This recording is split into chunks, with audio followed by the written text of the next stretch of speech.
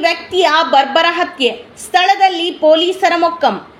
ಉಡುಪಿ ಜಿಲ್ಲೆಯ ಕಾರ್ಕಳದ ಕುಂಟಲ್ಪಾಡಿ ಎಂಬಲ್ಲಿ ರಸ್ತೆಯ ಪಕ್ಕದಲ್ಲಿ ಸೋಮವಾರ ತಡರಾತ್ರಿ ನವೀನ್ ಕುಮಾರ್ ಎಂಬ ವ್ಯಕ್ತಿಯನ್ನ ಬರ್ಬರವಾಗಿ ಹತ್ಯೆ ಮಾಡಲಾಗಿದೆ ಎಂದು ತಿಳಿದು ಬಂದಿದೆ.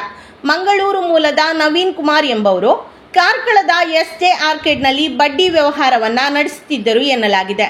ಹತ್ಯೆಗೆ ನಿಖರ ಕಾರಣಗಳು ಪೊಲೀಸರ ತನಿಖೆಯಿಂದಷ್ಟೇ ತಿಳಿದು ಬರಬೇಕಿದೆ.